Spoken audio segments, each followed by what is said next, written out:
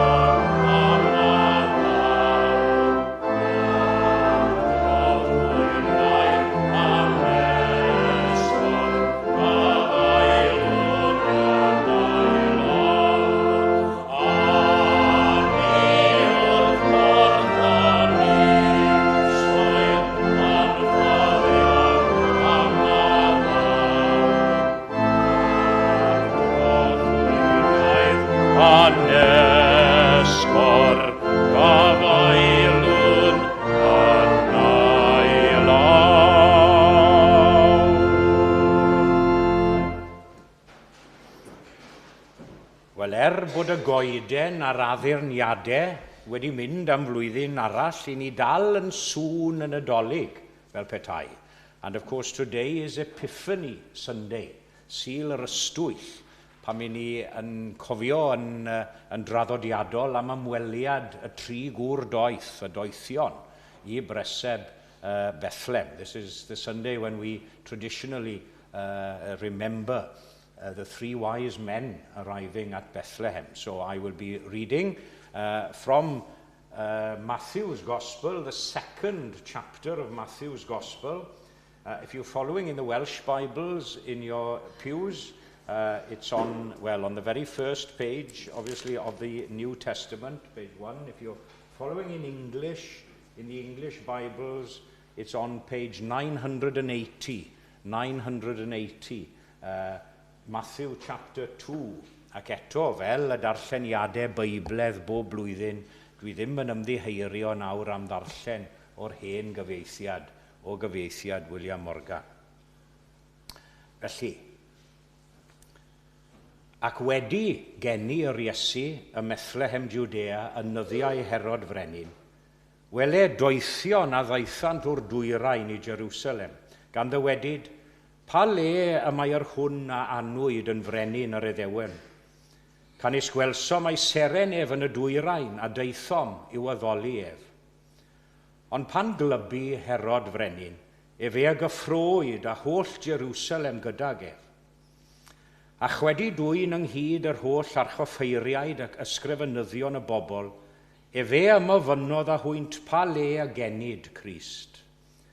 A hwy a ddywedasant wrtho, ym Methlehem Judea, canis felly yr ysgrifennwyd trwy y proffwyd, a thithau Bethlem tir Juda, nid lleiaf wyt ymhlith tywysogion Juda, canis ohono ti a daw tywysog, yr hwn a fi geiliaf ym mhobl Israel.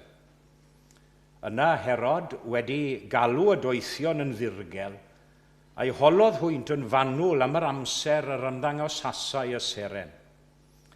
Ac wedi ei danfon hwy i Bethlem, efe a ddywedodd, ewch ac ymofynnwch yn fanwl am y mab bychan. A phan gaffoch ef, mynegwch i mi fel y gallwy finnau ddyfod a'i addoli ef hefyd.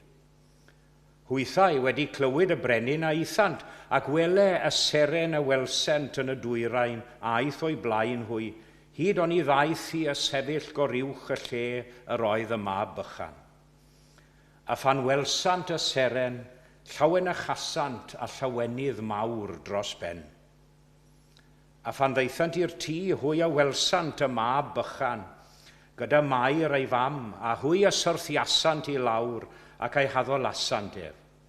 Ac wedi agorid ei trysorau, a offromasant iddo anrhegion, air, a thys, a myr.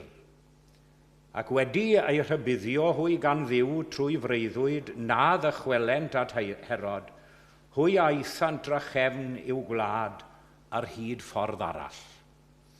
Ychwanegau diw i fendith at y gwrando ar deall hefyd o'i air. Ac fe un o ni i gannu ymhellach yr ail emyn sef 689, 689.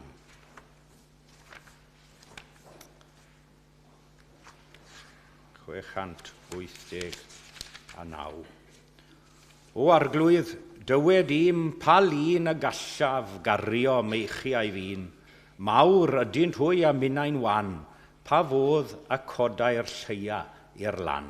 689.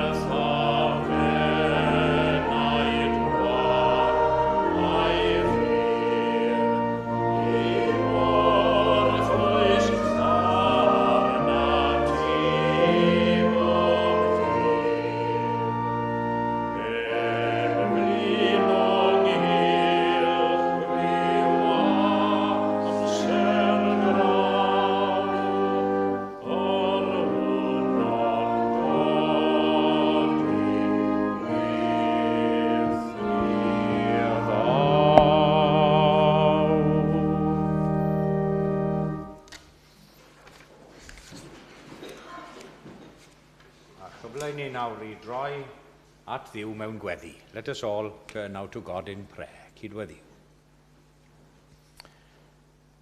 Duw a thad ein harglwydd Iesu, trawn ata ti unwaith eto mewn gweddi ar sil cynta'r flwyddyn fel hyn. Ar Epiphany, ar ystwyll, gan gofio am ymweliad y doethion at breseb Bethlem. Ac awn innau hefyd yn eu cwmni nhw y bore yma, gan ryfeddu unwaith eto at yr olygfa a welwyd yno, yr hyn a ddigwyddodd yno, Duw natur dyn. And as we remember now the gifts of the three wise men on this Epiphany Sunday, we consider as well the words of the old carol, vainly we offer each ample oblation. Vainly with gifts would his favour secure. Richer by far is the heart's adoration. Dearer to God are the prayers of the poor. Ac I ni'n diolch I ti o'r newydd y bore hwn am profiadau helaeth yna, oedd ofal trosom yn ystod y flwyddyn sydd wedi mynd heibio. Ac I ni'n gweddio am I ni deimlod y bresenoldeb yn fyw ac yn real unwaith eto gyda ni y bore hwn ac yn ystod y flwyddyn newydd hon.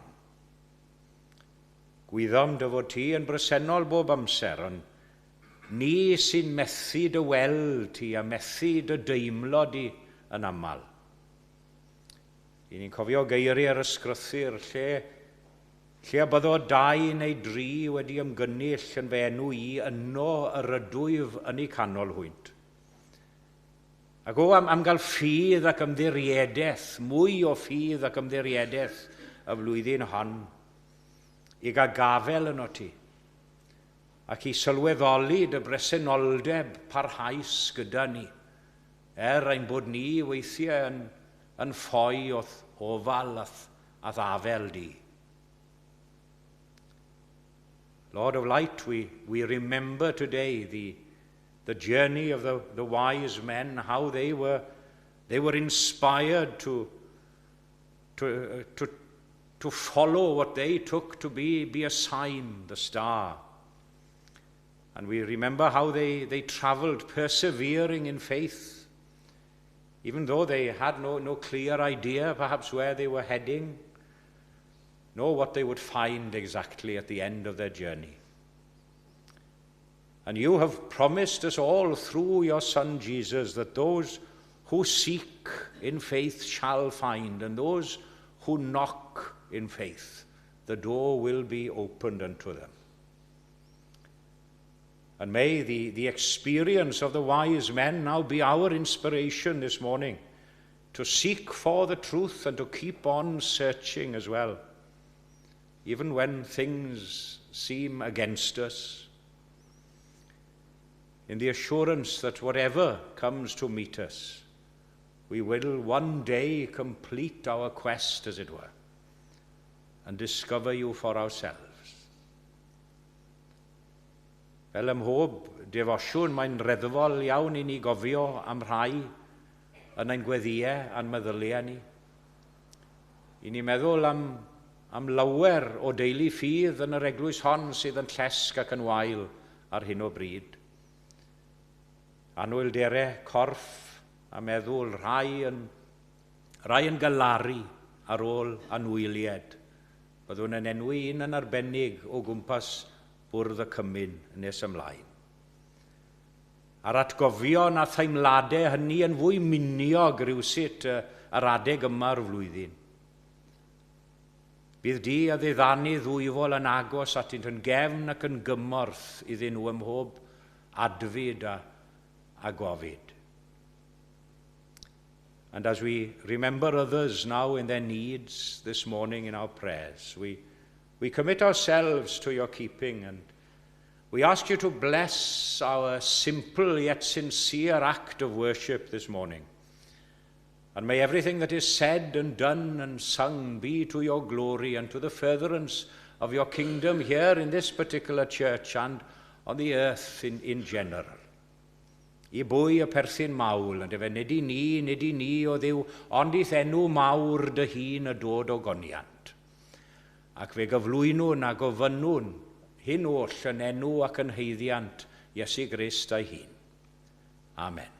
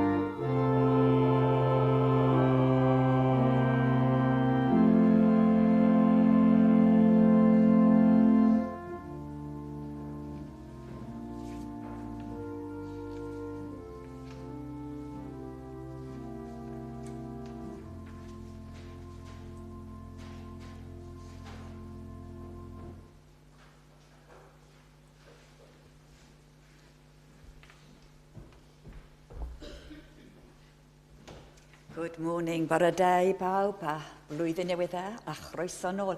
A mae'n hyfryd gweld Lona nôl hefo ni hefyd ar ôl i'w thriniaeth. Sorry am beidio agor y drws, just saying apologies for not opening the door. Not a good welcome or a good start for a new year, is it, to be locked out of the chapel. Ond falch bod chi gyd wedi gallu sefyll a dod mewn.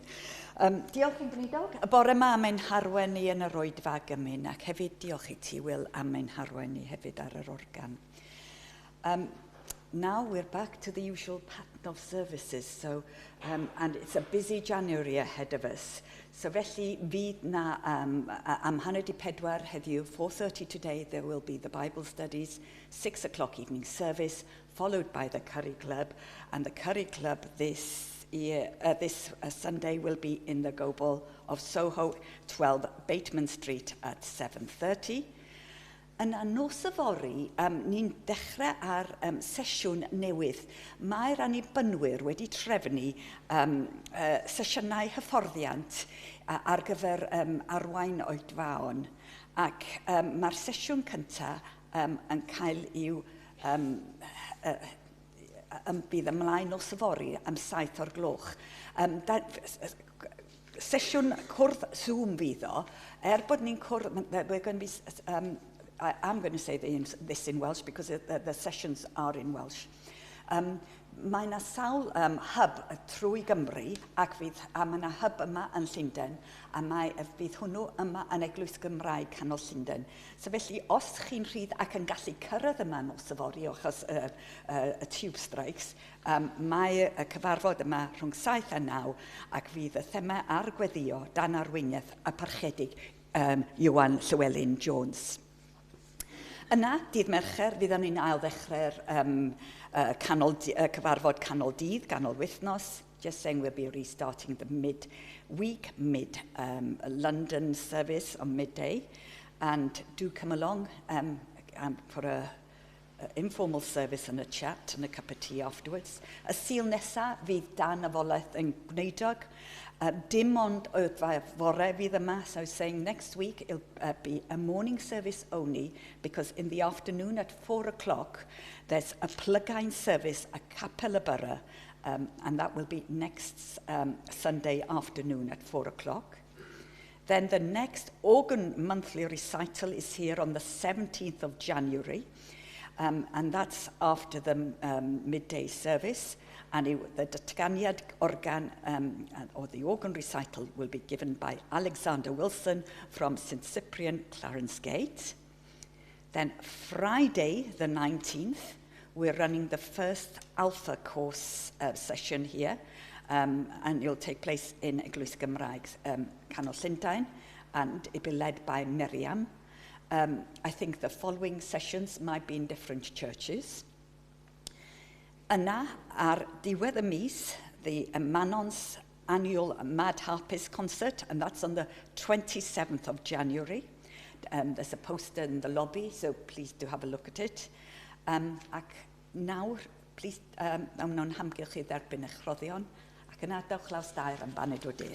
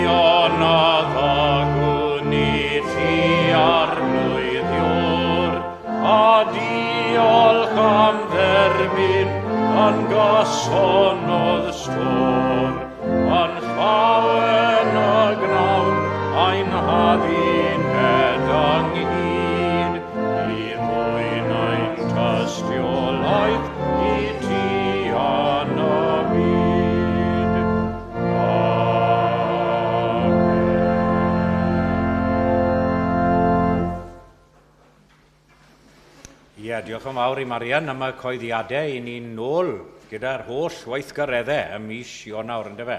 Fel yn gweud, falle bydd yr wythnos hon yn anodd i bobl gyda'r streic, gewn ni weld. As I say, we are intending to go on with everything as usual this week, but I realise it might well be a little tricky with all the strike action. So we'll see how many we are this evening and Wednesday on byth bynnag. Mi fydd y drws ar agor i'r rheini sy'n gallu cyrraedd, byth bynnag. Ac fe unwn ni, felly gan ni gyda'n gilydd, yr emyn nesaf, sef 71, eto geiriau addas ar ddechrau flwyddyn newydd, geiriau nantlais. Yn dy law y maif amserau, ti sy'n trefnu nyddiau i gyd.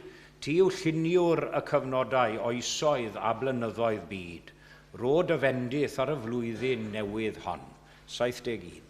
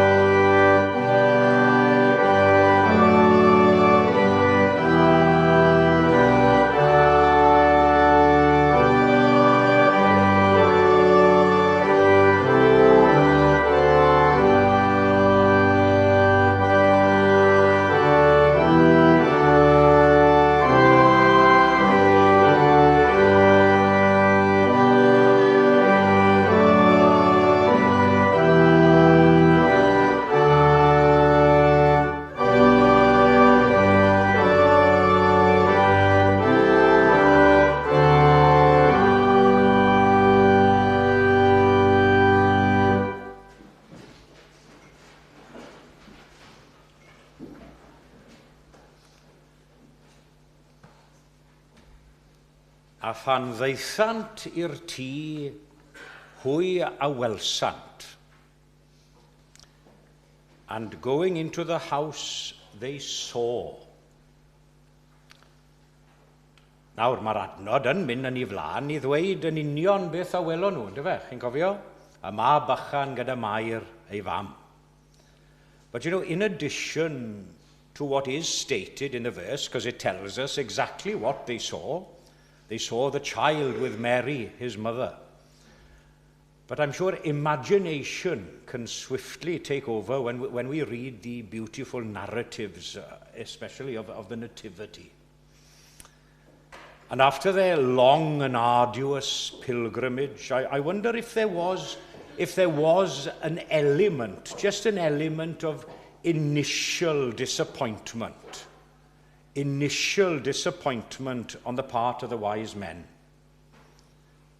They'd been to the royal palace, of course, hadn't they, already? Wedi'r cyfan o'n nhw wedi teithio gan ddisgwyl brenin mawr a palas brenhinol, ynddo nhw? But instead of a king in a princely palace, they were led to a poor and lowly place with no king in regal splendor, no, but a helpless infant. But we can gather also, I don't think they were too disappointed, or else I'm sure they wouldn't have bothered to open their treasures and bow down before him. They would have kept them and gone somewhere else. Gai wahodd chi am ychydig y bore yma, i ddod ar ryw daith ddychmygol fel petai, yn ôl i'r beidi llwm y methlem, ac I holi'n hunain beth welson nhw? Beth a welsant?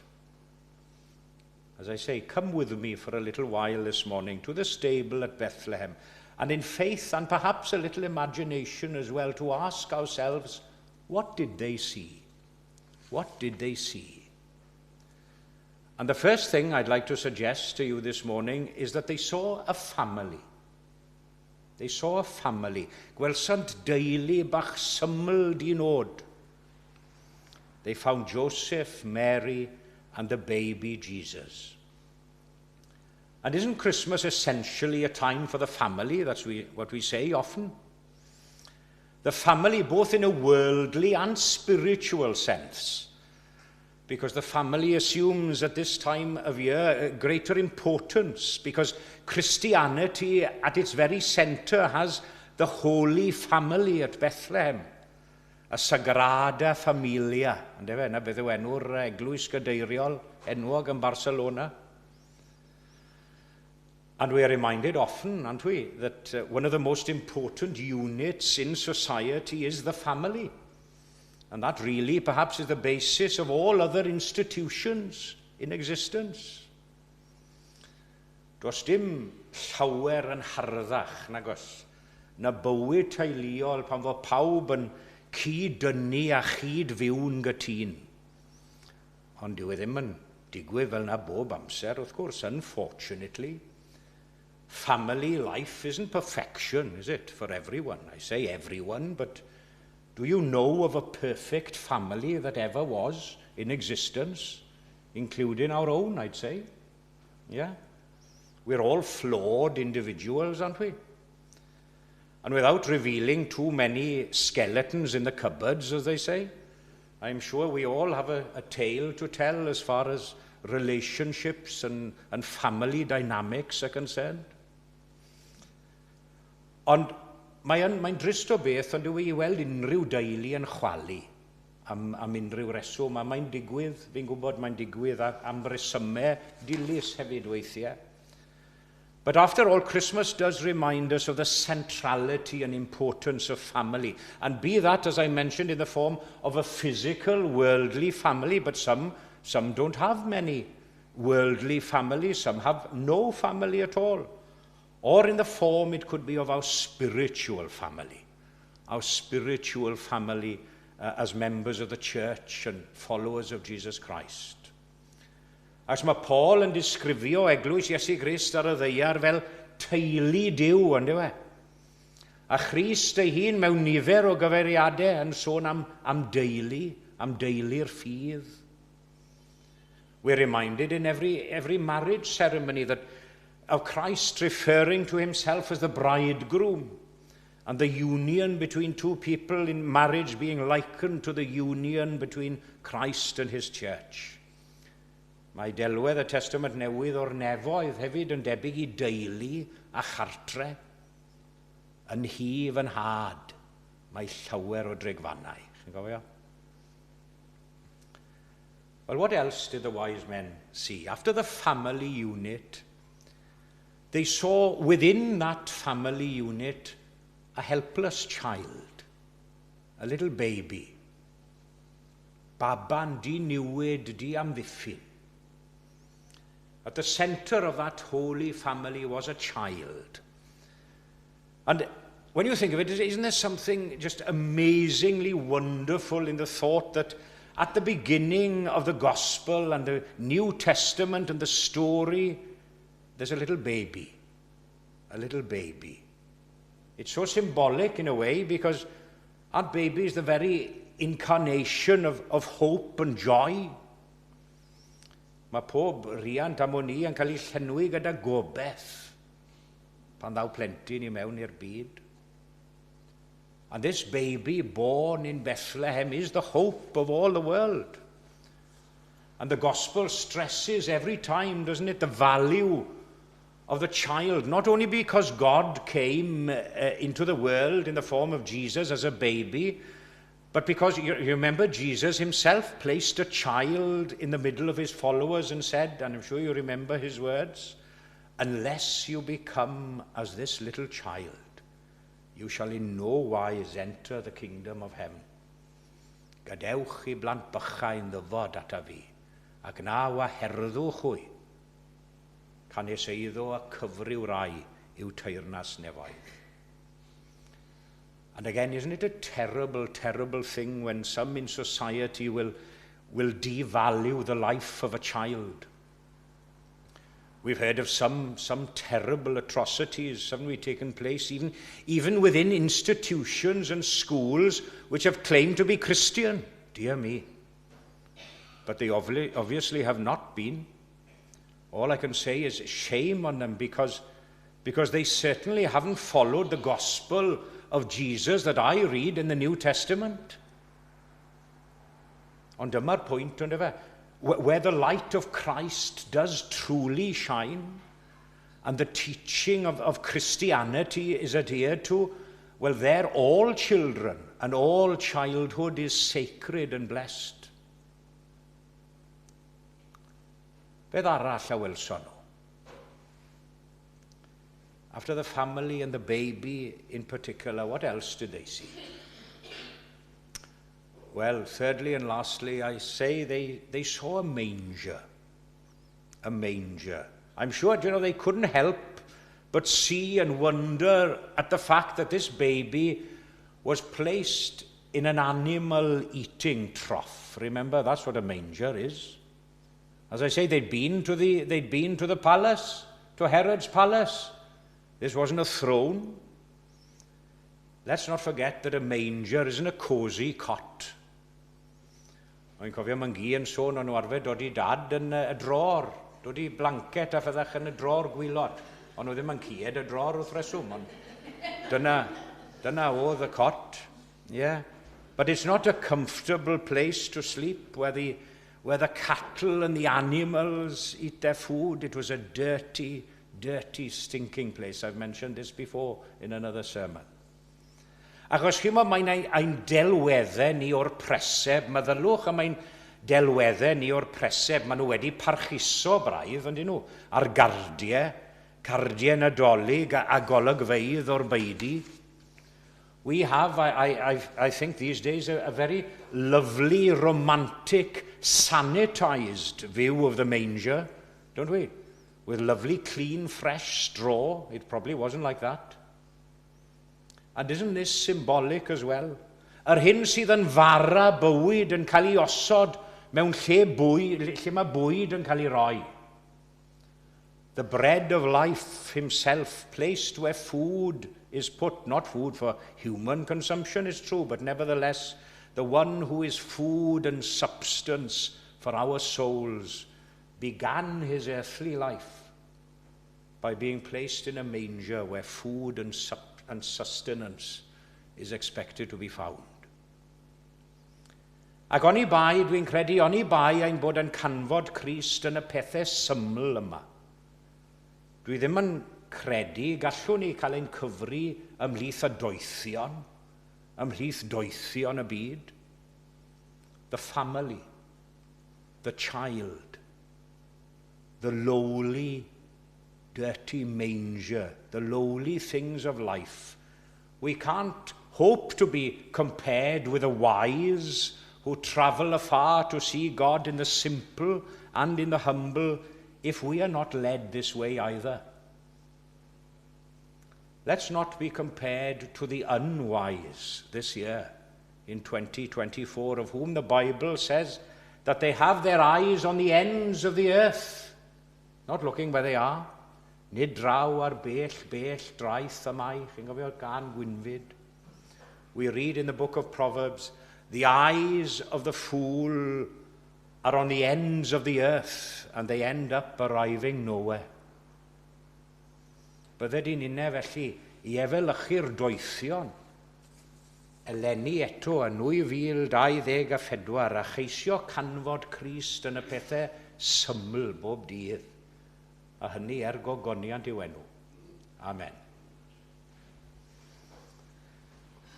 Ac fe unwn ni i ganu gyda'n gilydd cyn ddod at fwrdd y cymyn. Geiriau 92, 92.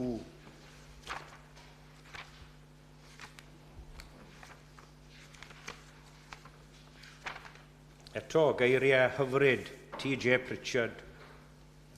Tad tragwyddoldeg, plygaf Gardyfron, a dwi'n meddwl yn aml am ail bennill yr emyn hwn ar ddechrau flwyddyn. Beth fydd fy rhan ar hyd ei misoedd maith? Nis gwn fy niw ni fynw'n wybod chwaith. A'i hyfryd ddydd, a'i nos dymhestlog ddaw. Bodlon, os caf y maflyd yn dy law. 92.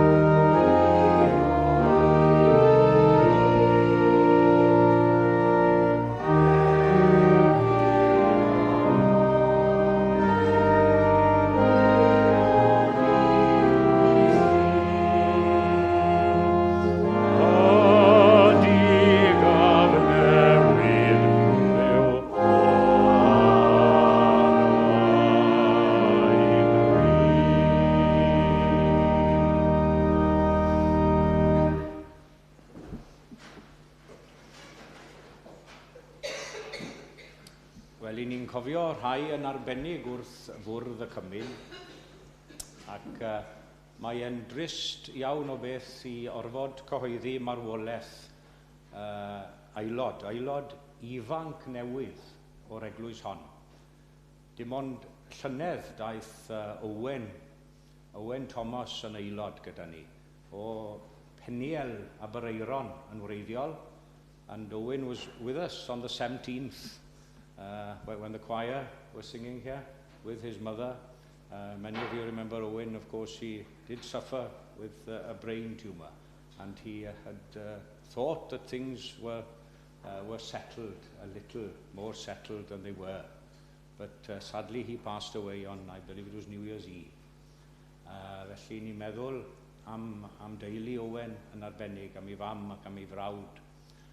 Does dim dyddiad eto, ond yn ôl I ddymuniad bydd na wasanaeth yma yn y capel. Following his wishes, there will be a service here in the chapel when we have the details. But we think of him and all his family. And as I say, there are many who are ill and receiving ongoing treatments, and we think of them. But also, I'm pleased to see others back with us as well. And we thank God for mercies as well. Felly, wrth gofio am yn ewedig Owen a'r teulu oll. Fe ddywedwn ni y cyfamod eglwysig gyda'n gilydd gan dalu sylw arbennig, dwi'n credu, ar adeg fel hyn i'r llinell yna I gario beichiau ein gilydd. To carry each other's burdens. And we remember that at the beginning of this new year. Felly, cyfamodwn gyda'n gilydd. Gnawn yma gyfamod a'n gilydd trwy gymorth Duw I rodio yn ei ffyrdd, I arddel Iesu Grist yn arglwydd ac yn waredwr, I geisio arweiniad yr ysbryd glân, I ddarllen yr ysgrythurau, I fod yn ffyddlon o fewn ein gallu i'r addoliad cyhoeddus, I gario beichiau ein gilydd, I wneud ein gorau I rannu'r efengil, ac I adlewyrchu cariad Crist yn ein byd. And we listen to Paul's word from his first letter to the Corinthians, where he writes, Canis ma fi a dderbyniais gan yr arglwydd yr hyn hefyd a draddodais I chwi. Bod i'r arglwydd Iesu yn os y brydychwyd ef gymryd bara. Ac wedi iddo ddiolch efe a'i torodd ac yddywedodd, Cymerwch, bwytewch, hwn yw fy nghorff yr hwn a dorri'r trosoch. Gnewch hyn coffa amdanaf. Yn yr un modd efe a gymerodd y cwpan wedi soperi gan ddywedyd. Y cwpan hwn yw'r testament newydd yn fy ngwaed. Gnewch hyn cynifer gwaith bynnag yr yfoch coffa amdanaf. Canis cynifer gwaith bynnag y bwytaoch y bara hwn ac yr yfoch y cwpan hwn. Y dangoswch farwolaeth yr arglwydd, ond I ddelo. Gawn ni droi at Duw mewn gweddi. Let us turn now to God in prayer. Unwaith eto ar ddechrau blwyddyn newydd fel hyn, mae'r bwrdd wedi pharatoi a'r gwahoddiad wedi estyn I bob yr un ohono. Y symlaf o brydau ac eto I gyd y wledd mwyaf a gynigwyd I neb erioed. Christ is here among us, inviting us to, as his people, to partake of the bread and wine, offering us lasting nourishment to our souls. Daiwn yn awr yn ein hangen, bob yr un ohonom ni. Daiwn yn ein gwendid. Daiwn yn ein gwacte. A hynny mwyn cael ein llenwi a'n digoni gen I ti. Ar aberth Iesu drosom ar Galfaria. Amen. Ac wrth I ni gofio'r nos y bu Iesu gyda'i ddisgyblion yn yr oriwch ystafell, fe gofiwn iddo gymryd y bara Ac wedi ddod ddiolch i fe a'i torodd ac a ddywedodd, hwn yw yng nghorff yr hwn a dorri'r trosoch. Cymerwch a rhenwch yn eich plith a chynifer gwaith bynnag ac a gnewch hyn. Gnewch coffa amdanaf. Bwyd tawn bawb hwn.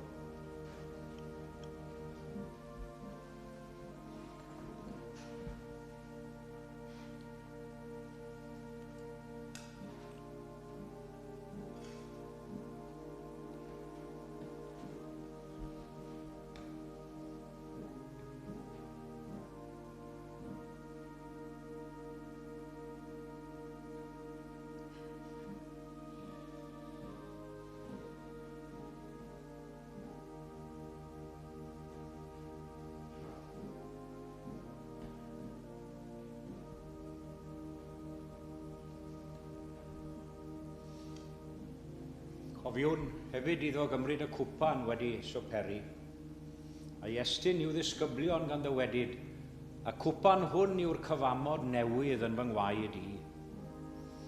Cymerwch a rhenwch yn eich plith a chynifer gwaith bynnag ac a gnewch hyn. Gnewch coffa amdanaf, a fwn bawb o hwn.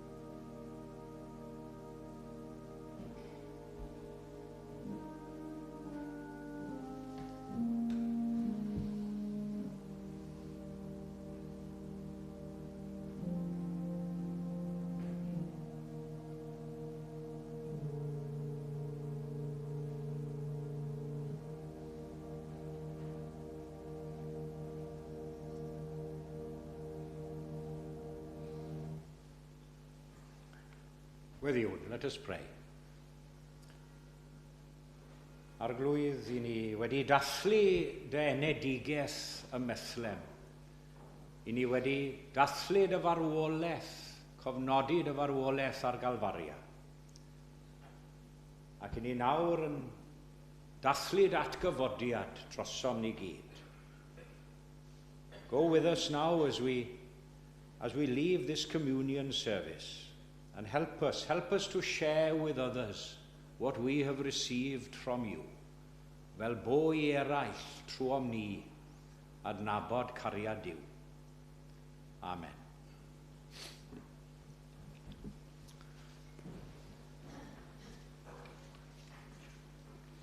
Ac fe ganwn ni i ddyweddu ein hoedfa gymryd ar ddechrau'r blwyddyn newydd fel hon. 91. Gwawriodd blwyddyn newydd eto wrth drigaredd arglwydd ci, llawd y gariad heb ddiffygio hyd yn hyn a'n dygodd ni. Gawsom gerdded yn ddiogel trwy beryglon blwyddyn faith. Gwneithos ti bob storm yn dawel oedd yn bygwth ar y daith. Disgyn fyw y flwyddyn yma yng ngoleuni clir dy groes. Gad i'n dynnu at y noddfa sydd yn gysgod drwy ein hoes. Boed grasusau per newyddion gyda'r flwyddyn newydd hon, yn blyguro yn ein calon, nes dwy'n nefoedd bir un bron. 91. Ac fe godw ni, dwi'n credu, i ganu hon ar ddiwedd ein hoedfa gymryd. Diolch.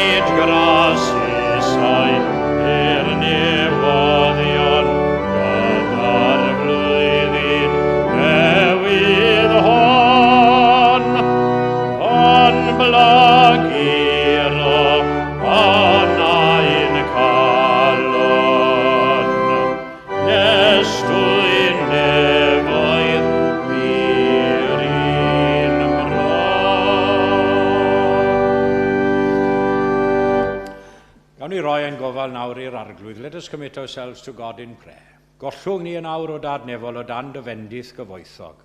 A bydde di ras ein harglwydd ni Iesu Grist a chariad Duw y Tad, a chymdeithas felys ddiddannus ei lan ysbrydef, i aros gyda ni bob yr un ohonom ni a phawb sydd yn annwyl gennym ac yn absennol o ddiwrthym ni, o'r awr hon hyd yn oes oesoedd.